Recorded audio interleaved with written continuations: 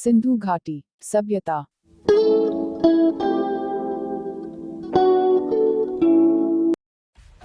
Subscribe कीजिए हमारे channel को और बेल आइकॉन को दबाइए हमारी लेटेस्ट वीडियो सबसे पहले देखने के लिए।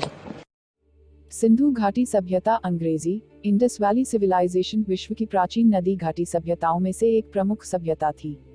इस सभ्यता का उदय सिंधु नदी की घाटी में होने के कारण इसे सिंधु सभ्यता तथा इसके प्रथम उत्खनित एवं विकसित केंद्र हड़प्पा के नाम पर हड़प्पा सभ्यता, आद्यैतिहासिक कालीन होने के कारण आद्यैतिहासिक भारतीय और सिंधु सरस्वती सभ्यता के नाम से भी जानी जाती है।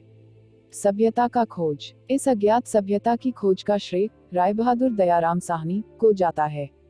उन्होंने ही पुरातत्व सर्वेक्षण विभाग के महानिदेशक सर जॉन मार्शल के निर्देशन में 1921 में इस स्थान की खुदाई करवाई। लगभग एक वर्ष बाद 1922 में श्री राखल दास बैनर्जी के नेतृत्व में पाकिस्तान के सिंध प्रांत के लरकाना जिले के मोहनजोदाड़ो में स्थित एक बौद्ध स्तूप की खुदाई के समय एक और स्थान का पता चला। सभ्यता का विस्तार। अब तक इस सभ्यता के अवशेष पाकिस्तान और भारत के पंजाब, सिंध, बलूचिस्तान, गुजरात, राजस्थान, हरियाणा, पश्चिमी उत्तर प्रदेश, जम्मू कश्मीर के भागों में पाए जा चुके हैं।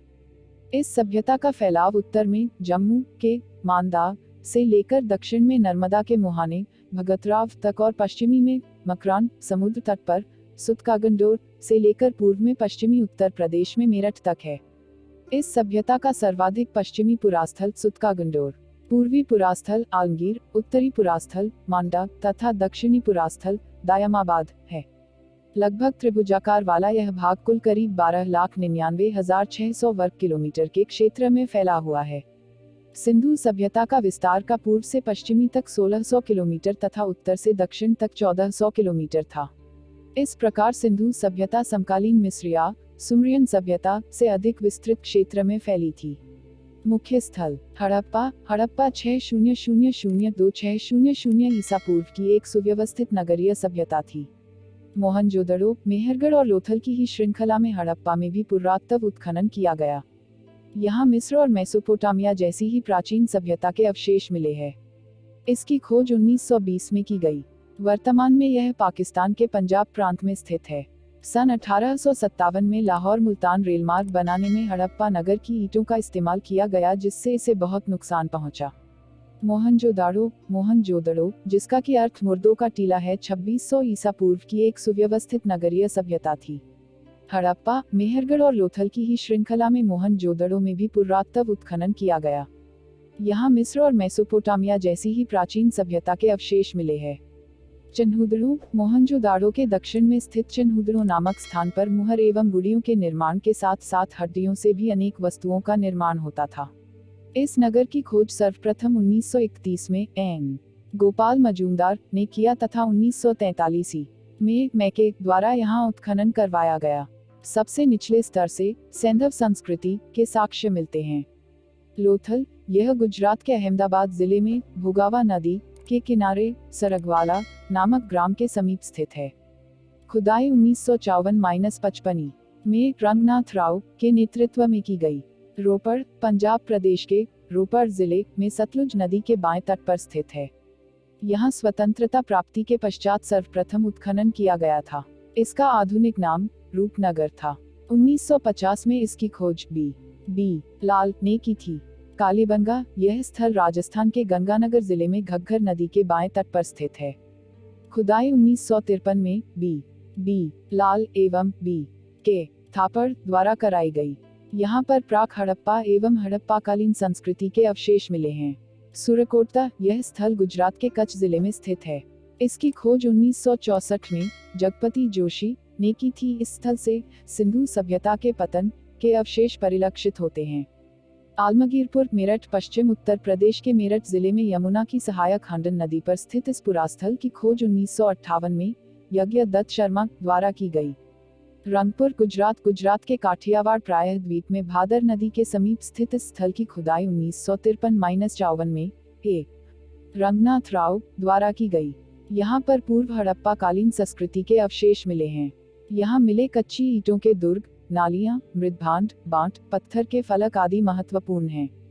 यहाँ धान की भूसी के ढेर मिले हैं। यहाँ उत्तरोत्तर हड़प्पा संस्कृति के साक्ष्य मिलते हैं। बनावली हरियाणा के हिसार जिले में स्थित 2 सांस्कृतिक अवस्थाओं के अवशेष मिले हैं। हड़प्पा पूर्व एवं हड़प्पाकालीन स्थल की खुदाई 1973-74 में रविंद्र सिंह बिष्ट के नेतृत्व में की गई। अलीमुराद सिंध प्रांत में स्थित इस नगर से कुआं, मिट्टी के बर्तन, कार्निलियन के मनके एवं पत्थरों से निर्मित एक विशाल दुर्ग के अवशेष मिले हैं। इसके अतिरिक्त इस स्थल से बैल की लघु मृन्मूर्ति एवं कांसे की कुल्हाड़ी भी मिली है। सुतकागंडोर दक्षिण बलूचिस्तान। यह स्थल दक्षिण बलूचिस्तान में दाश्त नदी के किनारे स्थित है। हड़प्पाकालीन सभ्यता से संबंधित कुछ नवीन क्षेत्र: खरवी, अहमदाबाद, कुनुतासी, गुजरात, बालाकोट, बलूचिस्तान, अल्लाहदीनो, अरब महासागर, भगवानपुरा, हरियाणा, देसलपुर, गुजरात, रोजदी, गुजरात। नगर निर्माण योजना। इस सभ्यता की सबसे विशेष बात थी यहाँ की विकसित नगर निर्माण योजना। इस सभ्यता के महत्वपूर्ण स्थलों के नगर निर्माण में समरूपता थी। नगरों के भवनों के बारे में विशिष्ट बात यह थी कि ये जाल की तरह विन्यस्त थे। नगर निर्माण एवं भवन निर्माण। सभी प्रमुख नगर जिनमें हड़प्पा, मोहनजोदड़ो, चन्होदड़ो, लोथल तथा कालीबंगा सभी प्रमुख नगर नदियों के तट पर बसे थे। इन नगरों में सुरक्षा के लिए चारों ओर परकोटा दीवार का निर्माण कराया जाता था। प्रत्येक नगर में चौड़ी एवं लंबी सड़कें थी। चौड़ी सड़कें एक दूसरे शहरों को जोड़ती थी। सिंधु घाटी सभ्यता में कच्चे पक्के, छोटे बड़े सभी प्रकार के भवनों के अवशेष मिले हैं। भवन निर्माण में सिंधु सभ्यता के लोग दक्ष थे। इसकी जानकारी प्राप्त भवनावशेषों से होती है। इनके द्वारा निर्मित मकानों में सुख सुविधा की पूर्ण व्यवस्था थी।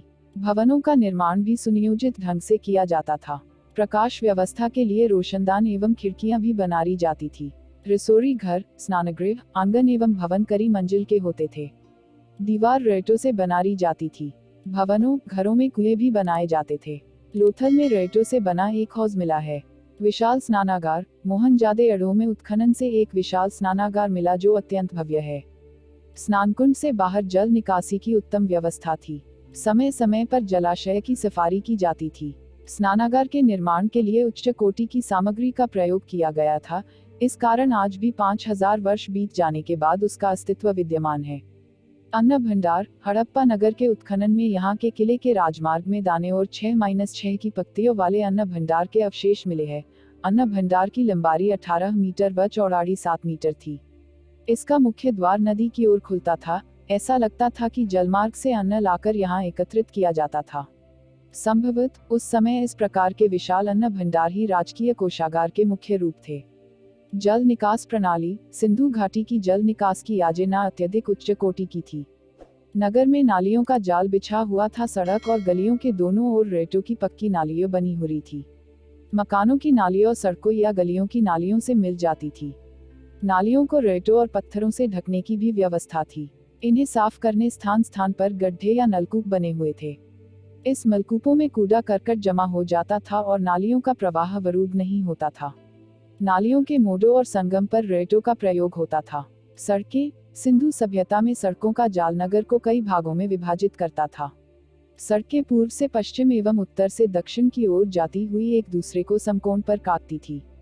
मोहनजोदड़ो में पाए गए मुख्य मार्गों की चौड़ाई लगभग 9.15 मीटर एवं गलियां करीब 3 मीटर चौड़ी होती थी। सड़कों का निर्माण मिट्टी से किया गया था। सड़कों के दोनों ओर नालियों का निर्माण पक्की ईंटों द्वारा किया गया था और इन नालियों में थोड़ी थोड़ी दूर पर मानुसमरोखे बनाए गए थे। नलियों के जल निकास का इतना उत्तम प्रबंध किसी अन्य समकालीन सभ्यता में नहीं मिलता। सामाजिक जीवन। हड़प्पा जैसी विकसित सभ्यता एक मजबूत कृषि ढांचे पर ही पनप सकती थी। हड़प्पा के किसान नगर की दीवारों के समीप नदी के पास मैदानों में रहते थे। यह शिल्पकारों, व्यापारियों और अन्य शहर में रहने वालों के लिए अतिरिक्त अन्न पैदा करते थे। कृषि के अलावा ये लोग बहुत सी अन्य कलाओं में भी विशेष रूप से निपुण थे। घरों के आकारों में भिन्नता को देखते हुए कुछ विद्वानों का मत है कि हड़प्पा समाज वर्गों में बंटा था। भोजन। हड़प्पा संस्कृति के लागे भोजन के रूप में गेहूं, चावल, तिल, मटर आदि का उपयोग करते थे। लोग मांसाहारी भी थे। विभिन्न जानवरों का शिकार कर रखते थे। फलों का प्रयोग भी करते थे। खुदारी से बहुत सारे ऐसे बर्तन मिले हैं जिनसे आकार एवं प्रकार से खाद्य व पेय सामग्रियों की विविधता का पता लगता है। पीसने के लिए चक्की का प्रयोग करते थे। वस्त्र। सिंधु घाटी के निवासियों की वेशभूषा के संबंध में कहा जाता है कि महिलाएं घाघरा साड़ी एवं पुरुष धोती एवं पगड़ी का प्रयोग करते थे। स्वयं हाथ से धागा बुनकर वस्त्र बनाते थे। आभूषण एवं सौंदर्य प्रसाधन। स्त्री। पुरुष दोनों आभूषण धारण करते थे। आभूषणों में हार, कंगन, अंगूठी, कर्णफूल, भुजबंद, हंसली, कड़े, करधनी, पायजेब आदि विशेष उल्लेखनीय है। करी लड़ी वाली करधनी और हार भी मिले हैं। आभूषण सोने, चौदी, पीतल, तांबा, हाथी दांत, हड्डियों और पक्की मिट्टी के बने होते हैं।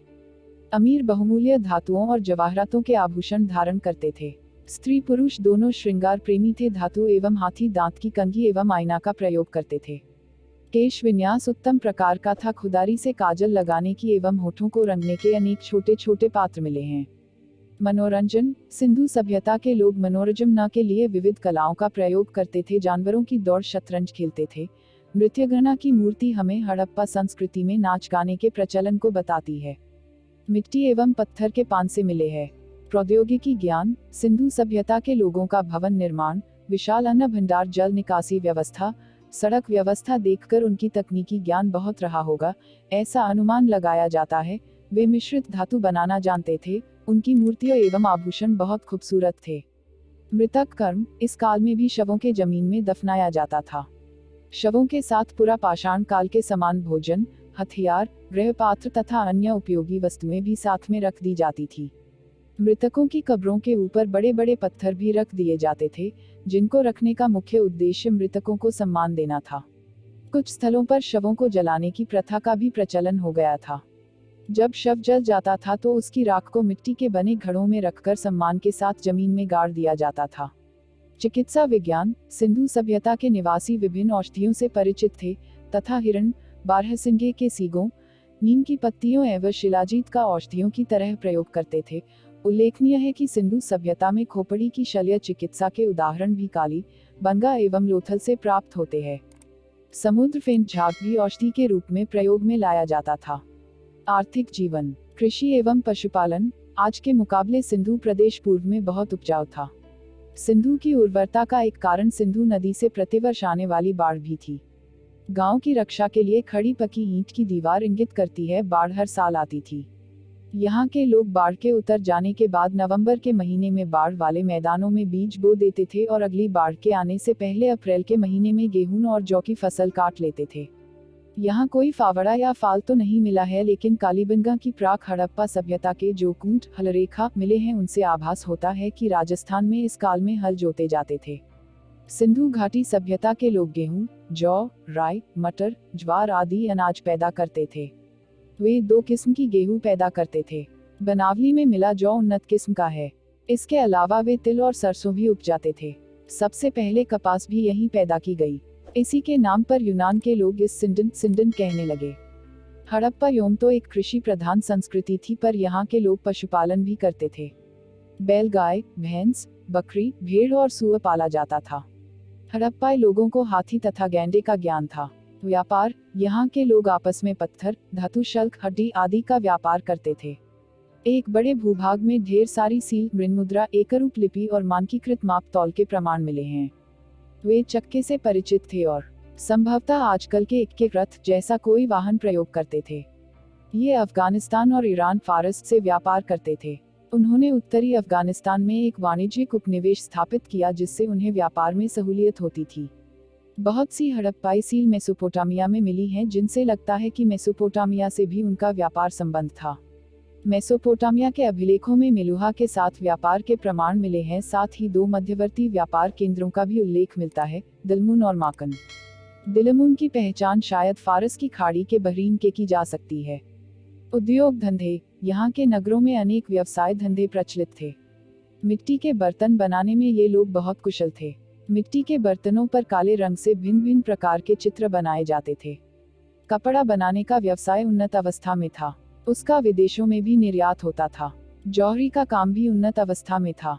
मनके और ताबीज बनाने का कार्य भी लोकप्रिय था। अभी तक लोहे की कोई वस्तु नहीं मिली है, अतः सिद्ध होता है कि इन्हें लोहे का ज्ञान नहीं था। कला का विकास, मूर्तिकला या प्रतिमाएं, हड़प्पा सभ्यता के लोग धातु की सुंदर प्रतिमाएं बनाते थे। इनका सबसे सुंदर नमूना कांसे की बनी एक नर्तकी की मूर्ति है। खुदारी में सेलखड़ी की बनी एक दाढ़ी वाले पुरुष की एक अर्ध प्रतिमा प्राप्त हो रही है। उसके बाएं कंधे से दाएं हाथ के नीचे तक एक अलंकृत दुशाला और माथे पर सरबंद है। पत्थर की बनी हुई दो पुरुषों की प्रतिमाएं हड़प्पा की लघु मूर्तिकला का उदाहरण है। चित्रकला। अनेक बर्तनों तथा मोहरों पर बने चित्रों से ज्ञात होता है कि सिंधु घाटी के लोग चित्रकला में अत्यधिक प्रवीण थे। मुहरों पर सांडों और भैंसों की सर्वाधिक कलापूर्ण ढंग से चित्रकारी की गई है। वृक्षों के भी चित्र बनाए गए हैं। मुद्रा कला। हड़प्पा की खुदारी में विभिन्न प्रकार की मुद्राएं मिली है। ये मुद्राएं वर्गाकार आकृति की है, जिन पर एक ओर पशुओं के चित्र बने हैं तथा दूसरी ओर लेख है। ये हाथी दांत व मिट्टी के लगभग 3600 मुहरें प्राप्त हुई है। धातु कला। सिंधु सभ्यता की कलाओं में धातु कला, जिसमें विशेष स्वर्ण कला का उल्लेख मिलता है। यहाँ के सोनारों द्वारा गलारी, ढलारी, नक्काशी जोड़ने आदि का कार्य किया जाता था। सिंधु काल की कलाकृतियां इतनी विलक्षण और मनोहर है कि ऐसी कारीगरी पर आज का सुनार भी गर्व कर सकता है। पात्र निर्माण कला। खुदारी में अनेक ताम्र एवं मिट्टी के पात्र मिले हैं, जो बहुत सुंदर एवं उच्च कोटि के हैं। यह वर्गाकार, आयताकार, गोलाकार में मिले हैं। ये पानी भरने एवं अनाज रखने के काम आते थे। ताम्रपात्र निर्माण कला। खुदारी में अनेक तांबे के पात्र मिले हैं। ये वर्गाकार, आयताकार में है, जिसमें चित्रकारी है। वस्त्र निर्माण कला। सिंधु सभ्यता की खुदारी की गई तो तकलियों प्राप्त हो रही है, जिनसे सूत काटने के काम में भी यहाँ के निवासी निपुण थे। नृत्य तथा संगीत कला। इस बात के भी प्रमाण हैं कि सिंधुवासी नृत्य तथा संगीत से परिचित थे। पहले हम कांसे की बनी एक नर्तकी की मूर्ति का उल्लेख कर आए हैं। इससे स्पष्ट है कि सिंधु प्रदेश में नृत्य कला का प्रचार था। इस मूर्ति की भावभंगिमा वैसी ही हृदयग्राही है जैसी कि ऐतिहासिक युग की मूर्तियों में देखने को मिलती है। बर्तनों पर कुछ ऐसे चित्र मिले हैं जो ढोल और तबले से मिलते जुलते हैं। अनुमान है कि सिंधुवासी वाद्ययंत्र भी बनाना जानते थे। लिपि या लेखन कला। मेसोपोटामिया के निवासियों की तरह हड़प्पा वासियों ने भी लेखन कला का विकास किया। यद्यपि इस लिपि के पहले नमूने 1853 में प्राप्त हुए थे, पर अभी तक विद्वान इसका अर्थ नहीं निकाल पाए हैं। कुछ विद्वानों ने तो इसे पढ़ने के लिए कंप्यूटर का भी उपयोग किया, पर वह भी असफल हैं। इस लिपि का द्रविड़, संस्कृत या सुमेर की भाषाओं से संबंध स्थापित करने के प्रयत्नों का भी कोई संतोषजनक परिणाम नहीं निकला है। हड़प्पा की लिपि को चित्रलिपि माना जाता है। इस लिपि में हर अक्षर एक चित्र के रूप में किसी ध्वनि, विचार या वस्तु का प्रतीक होता है। लगभग 400 ऐसे चित्रलेख देखने में आए हैं। यह लिपि अभी तक पढ़ी नहीं जा सकी है, अतः हम हड़प्पा संस्कृति के साहित्य, विचारों या शासन व्यवस्था के विषय में अधिक नहीं कह सकते हैं। पढ़ना व लिखना शायद एक वर्ग तक सीमित था। धार्मिक जीवन। हड़प्पा के लोग एक ईश्वरीय शक्ति में विश्वास करते थे। शिव की पूजा। मोहनजोदड़ो से मैके को एक मुहर प्राप्त हुई जिस पर अंकित देवता को मार्शल ने शिव का आदि रूप माना। आज भी हमारे धर्म में शिव की सर्वाधिक महत्ता है। मातृ देवी की पूजा। सैंधव संस्कृति से सर्वाधिक संख्या में नारी मृण्य मूर्तियां मिलने से मातृ देवी की पूजा का पता चलता है। यहाँ के लोग मातृ देवी की पूजा पृथ्वी की उर्वरा शक्ति के रूप में करते थे। हड़प्पा से प्राप्त मुहर के आधार। मूर्ति पूजा। हड़प्पा संस्कृति के समय से मूर्ति पूजा प्रारंभ हो गई। हड़प्पा से कुछ लिंग आकृतियां प्राप्त हुई है। इसी प्रकार कुछ दक्षिण की मूर्तियों में धुएं के निशान बने हुए हैं, जिसके आधार पर यहाँ मूर्ति पूजा का अनुमान लगाया जाता है। हड़प्पा काल के बाद उत्तर वैदिक युग में मूर्ति पूजा के प्रारंभ का संकेत मिलता है। हालांकि मूर्ति पूजा गुप्त काल से प्रचलित हुई, जब पहली बार मंदिरों का निर्माण प्रारंभ हुआ। जल पूजा। मोहनजोदड़ो से प्राप्त स्नानागार के आधार पर। सूर्य पूजा। मोहनजोदड़ो से प्राप्त स्वास्तिक प्रतीकों के आधार पर। स्वास्तिक प्रतीक का संबंध सूर्य पूजा से लगाया जाता है। नाग पूजा। मुहरों पर नागों के अंकन के आधार पर। वृक्ष पूजा। मुहरों पर कई तरह के वृक्षों जैसे पीपल, केला, नीम आदि का अंकन मिलता है। इससे इनके धार्मिक महत्ता का पता चलता है।